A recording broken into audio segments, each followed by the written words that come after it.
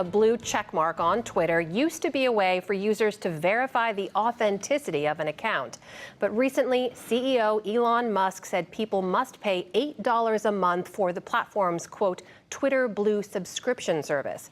As a result, journalists, politicians, celebrities, city and government organizations who would not pay have been stripped of their verified status, causing chaos and confusion about what information can be trusted. I'm joined now by Juliette Kayyem. She's professor at the Harvard Kennedy School of Government and former assistant secretary at the Department of Homeland Security. Juliette, it's good to have you here. Thank you. Thanks for having me. So to get a blue check previously, there was a process. You had to have your identity verified. Like many journalists, I had one as well. What are the real world implications of that verification process going away? Right, so verification was part of an overall process that Twitter had that made it the most reliable platform, especially in times of emergency or disaster, which is the world that I come from, disaster management.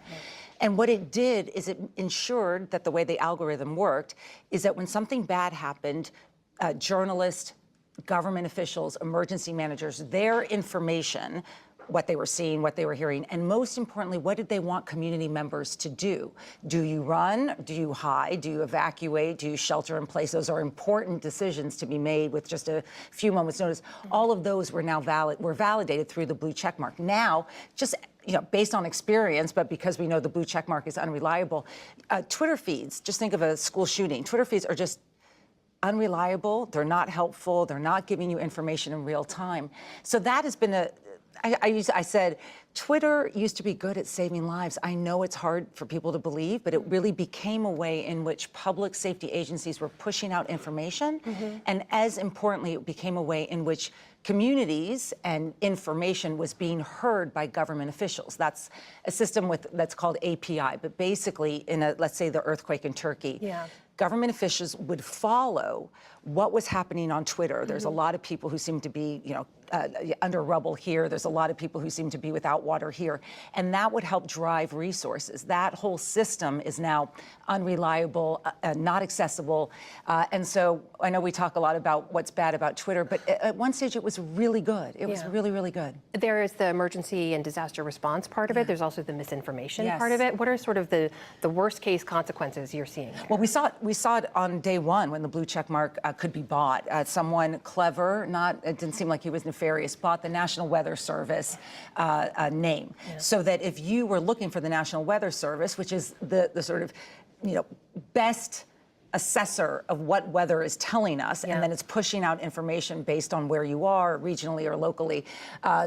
Someone bought the check mark so that if you went to National Weather Service, you might be watching that. Now we're seeing it in terms of New York, like, for example, New York City Services, emergency management entities. These are fake accounts, basically. They pay for a check mark, and in a disaster, time is really your most valued commodity. And Twitter was really good at sort of pushing out information in real time, very quickly, very reliably. And they liked it. I mean, that's the interesting thing. If you go back to the company, and I've worked with the company over years, they really thought that this was a role that was important to them as a company, and then that's all been abandoned. What about Elon Musk's approach to journalists and to journalism writ large? For folks who haven't been tracking this, we should also say, in the interest of full disclosure, our PBS NewsHour account still does tweet out our reporting and information. But Musk had stripped the New York Times of their verified status. He tweeted that the real tragedy of the New York Times is their propaganda isn't even interesting. That's to his 137 million followers. He's also suspended accounts of journalists who follow him. He added a state-affiliated media label to NPR's account. I mean, what message does that send? So he's basically trolling journalists because the journalists are critical of him, or just the reporting is critical of him. And he seems to now view Twitter as sort of his own sort of hit list, I guess I would say, that he's using it as a way to make it impossible for legitimate journalists, for legitimate institutions to get out information, legitimate information in real time. Will he stop doing that? One hopes. I always think that he seems like someone who will get bored with this and then move on to the next thing.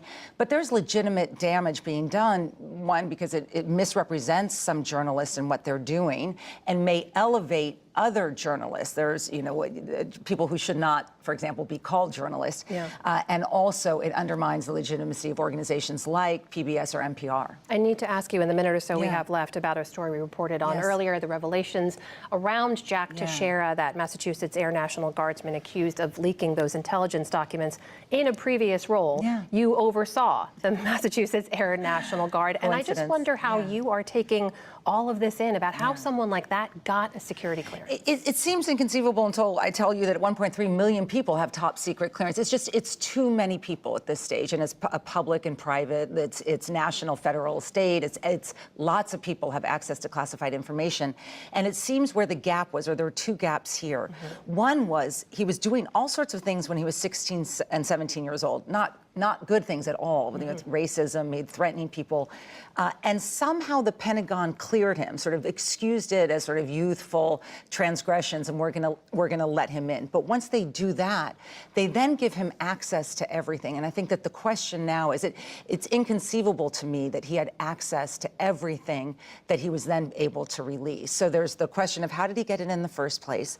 Why did he have access for this particular job? And then the question that the Pentagon is going to have to answer. Over months, he is putting this stuff online, and no one at the Pentagon captures it. He's putting it on gaming platforms for months. So a lot of questions. A lot of questions. Juliet Kayyem, professor at the Harvard Kennedy School of Government. Thank you for being here. Thanks for having me.